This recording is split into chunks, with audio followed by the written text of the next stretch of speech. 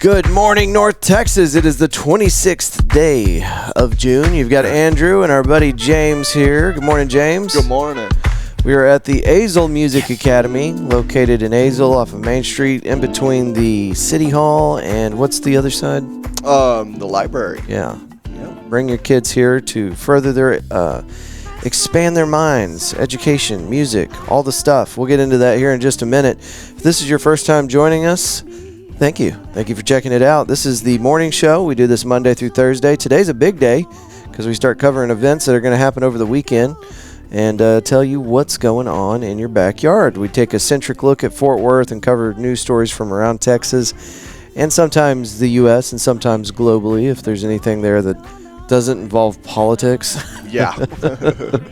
All right, our first segment of the morning is weather, and we've got a forecast for you that's pretty boring. Let's see here. Today, 92 for a high, 74 for a low. Friday, 94 for a high, 76 for a low. Saturday, 97 and 76 for a low. Sunday, 97 and 76 for a low. I warned you. I told you it was going to be boring. You know, I was driving back from Austin last night, and I was up, was that 281 coming back? And it started raining so hard that I literally hydroplaned for like 10 miles. Oh, my God. Just kind of throttling the back and forth on the speed. Yeah. And you don't see rain that hard very often. But the weird thing about it was daylight. Oh, boy. I had my sunshades on, but I couldn't see because it was raining. But I couldn't see because it was too bright if I took my shades off. Golly, you're in a pickle. Yeah. Sheesh. Pickle, that's a good way to put it. Yes. All right, not a whole lot of rain in the forecast except for random isolated thunderstorms that pop up on 281 on your way back from Austin. Okay, here we go. National Day of. Today is National Work From Home Day.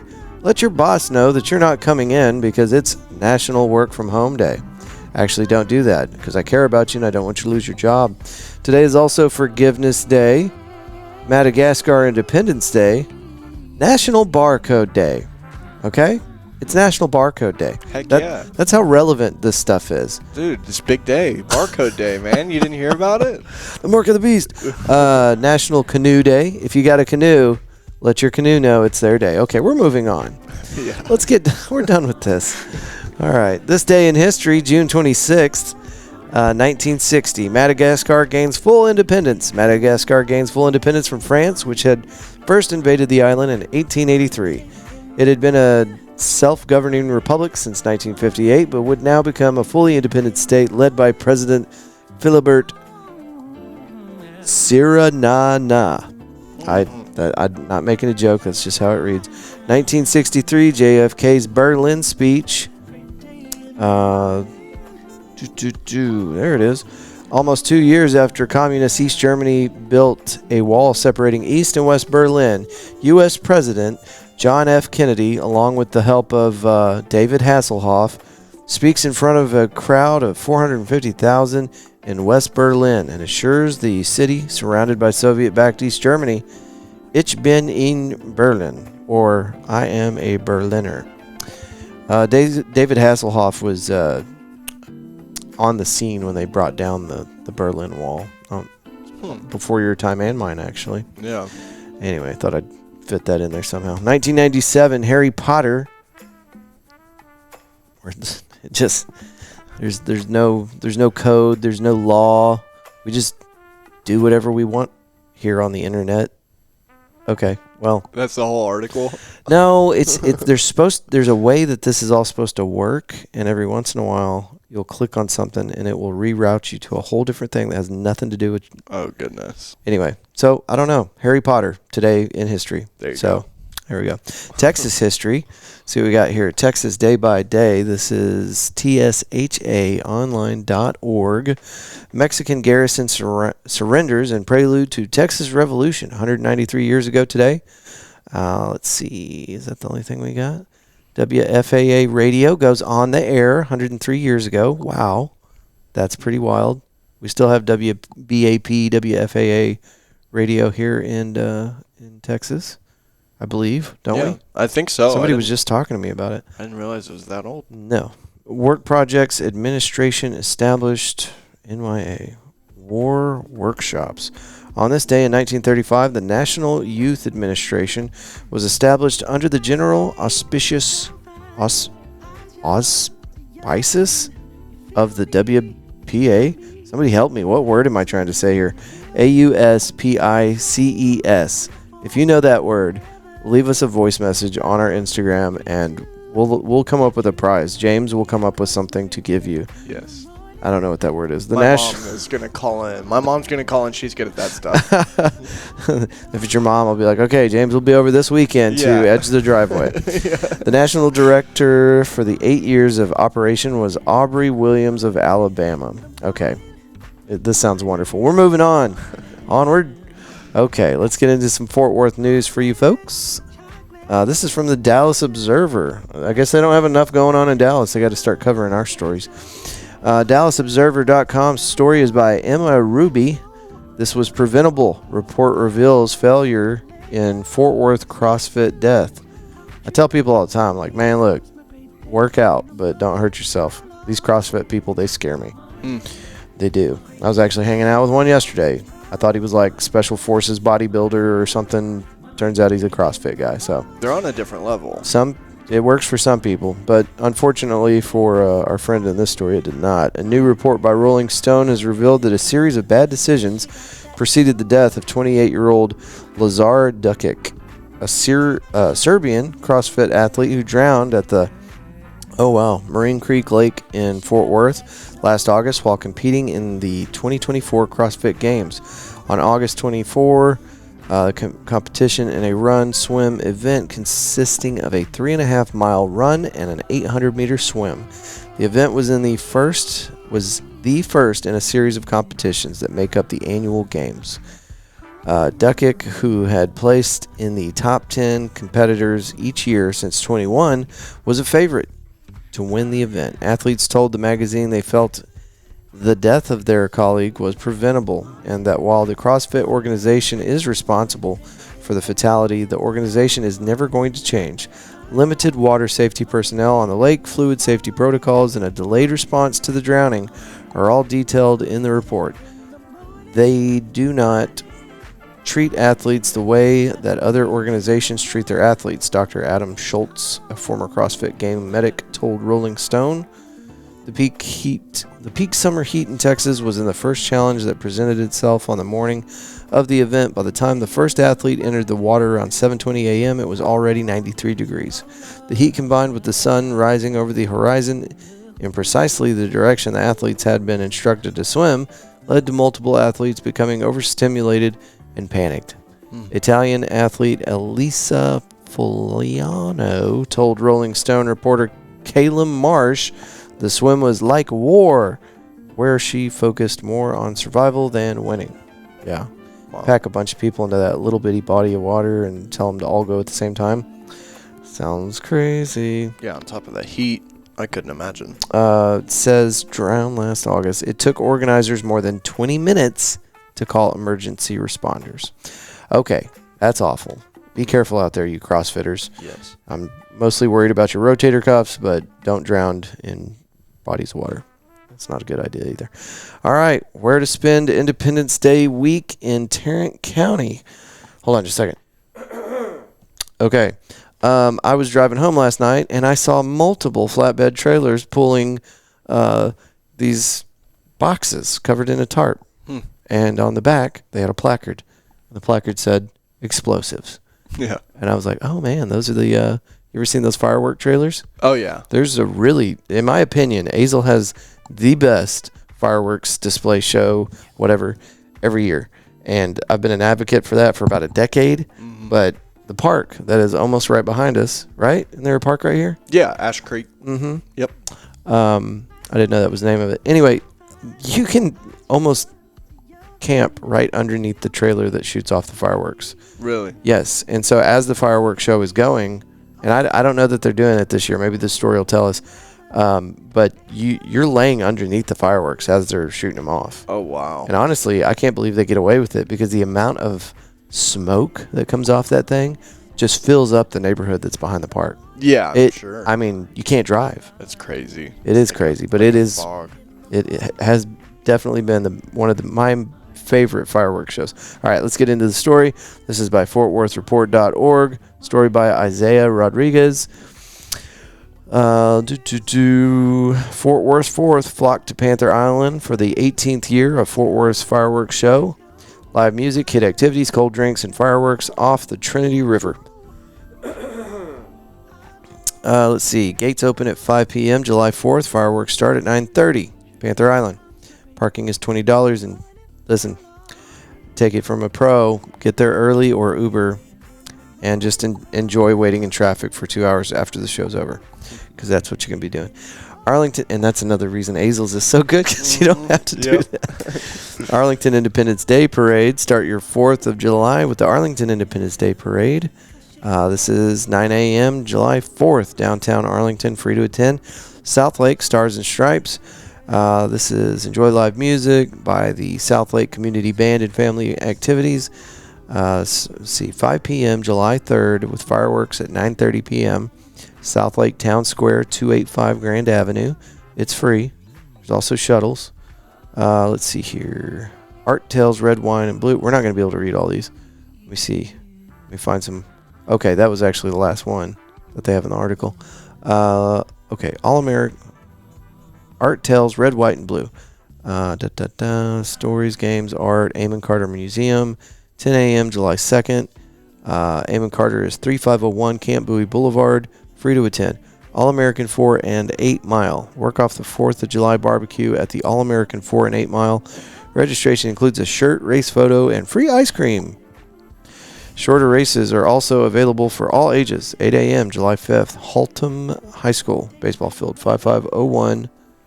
I don't think we're getting any video. 5501 Haltom Road, Haltom City. Admission is $17 to $42. Okay. I'm going to read the next story. Will you try to find out if Azle's having a show this year? Yeah, absolutely. That would be cool to know. Yeah.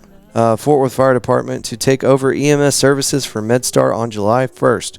We sat down here at Fort Worth Roots with Craig Trogic, the Public Information Officer for the Fort Worth Fire Department, and talked about this EMS changeover. So if you guys would like to hear more about that, you know what? Now I'm struggling to remember if we did a podcast episode or if it was just on our social media. Either way, we'll have Craig back on to talk about the problems that they've encountered and what's gone right, what's gone wrong. But the Fort Worth Fire Department is taking over MedStar's responsibilities for EMS services. And hopefully this will give us a little bit of what's going on. Let's play that. This is a recording from CBS, Texas. That's not going to work. Hold on a second. Okay, so here's what really happened. I went down to Austin yesterday to hang out with one of our sponsors, the Davis team. They do this at least once a year. I think they might do it twice, where they get their team together and they just do team building. Typically when you say team building, the next thing out of your mouth is exercises or workshops, but they just get together and they spend time together. So they got a little lake house, Airbnb down in Austin, and they invited this nerdy podcaster out there to hang out with them. Anyway, it was a quick trip. I went down there yesterday morning, hung out, and then I left at about 5 o'clock, 5:30, and got back here, got home about 11 o'clock. So I am just everything is just kind of a blur right now. Yeah. All right, so here we go. Here's the story. Into the emergency medical service that the Fort Worth Fire Department will be handling. It's a transition from EMS provider MedStar that's been in the works for more than a year. Our Caroline Vandergrift looks at the impact it will have when you make that call for help. The name may still be on the building, but in less than a week, MedStar will cease to exist. Instead, the Fort Worth Fire Department will take over EMS services for Fort Worth and 14 other cities. The goal is that the transition won't even be noticeable, except if there are improvements to service and response time. After months of incredible hard work and collaboration by dozens. This is Jack Reed. Oh my God. I'm so sorry. I was going to stop the recording and tell you guys that that's Mayor Maddie Parker talking. Let me get through this ad now. Hold on one second. Oh, the internet is not my friend right now. All right, let's see if we can back it up. It's Mayor Maddie Parker talking. I felt like that was so important I had to stop the recording. Okay, here we go. In response time. After months of incredible hard work and collaboration by dozens and dozens of people, many of which are here today, the city of Fort Worth does begin a new chapter in high-quality emergency services and patient-centered care. More than 600 MedStar employees will now work for the Fort Worth Fire Department. It's a common model for ambulance services. The majority of major cities across the United States, Chief Jim Davis, are the EMS system is embedded into the fire department. MedStar has been serving Fort Worth and other parts of Tarrant County for more than 30 years, but the funding approach became unsustainable. Insurance costs went up, salaries went up, the operational expenses Chief went Brian up. Jacobs. You know, MedStar under that model just could not keep up with it. So that's what started this conversation. Ahead of the transition, 911, what's the address of the emergency? MedStar and Fire Dispatch merged about 3 weeks ago. For years, we were on different radio systems, different dispatch systems. Our crews were working together on the street, but they were having to go through their individual organizations in order to communicate.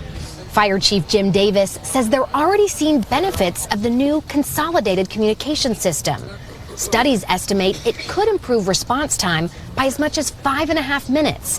And saving time saves lives. If you can get an ambulance on scene 5.5 minutes quicker, you know, that could be the difference between life and death from somebody having a heart attack. Ambulances will continue to be strategically placed throughout the city, but will now have access to firehouses. The transition officially takes place next Tuesday, July 1st. In Fort Worth, I'm Caroline Vandergriff, CBS News, Texas. Right before the holiday. Seems like a crazy time to start everything off. July 4th, you know, people are blinding themselves and burning themselves and all that terrible stuff. Get ready, and that's exactly what they did. Consolidate it. Well, and they haven't taken this lightly. Like, I mean, I was there several months ago whenever they onboarded all the MedStar people. Yeah. So, Wow. Anyway, they're making sure they're doing this right, and I think it's going to be a really good thing for the city. Oh, yeah. Just on response time. So last week we talked about the screw worm. It's a new worm. It's new to us anyway. It's like a hand-me-down or a antique store. Yeah. It's new to us, the screw worm.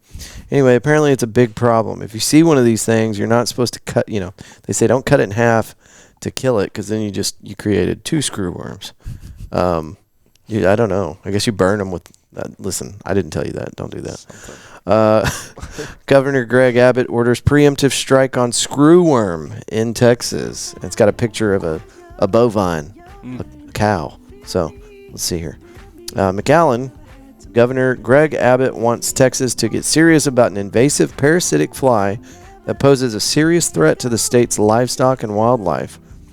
Abbott ordered the Texas Animal Health Commission and the Texas Parks and Wildlife Department to establish a Texas New World screwworm response team. That's going to be an interesting patch. To help coordinate and share information regarding efforts to stop the spread of the screwworm and prevent infections.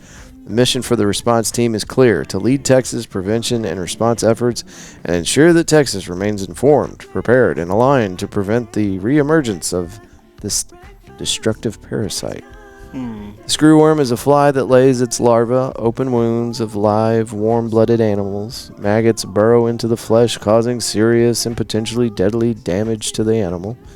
The Animal Health Commission and the Parks and Wildlife Department will continue to preparations. Okay, that's not my fault. For the possible spread of the fly and in the implementation of science-based strategies to combat screwworm. Read on about this terrible thing at msn.com. Story by Bernice Garcia.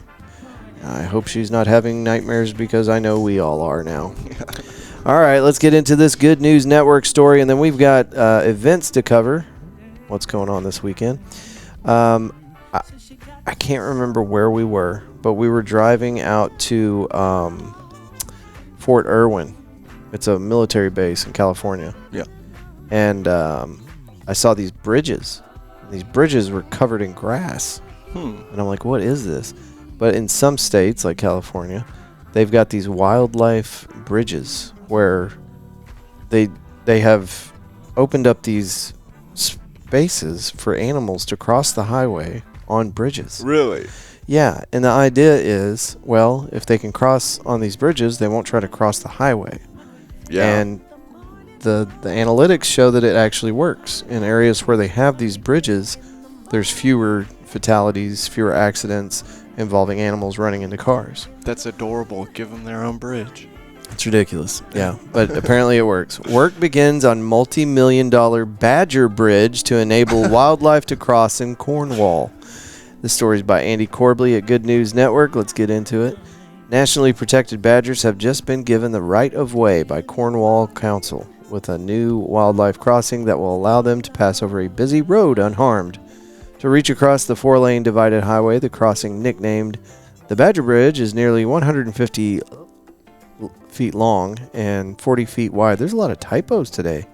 It's designed to provide safe passage across the road for various wildlife species, including badgers, voles, and other small animals, insects, and birds.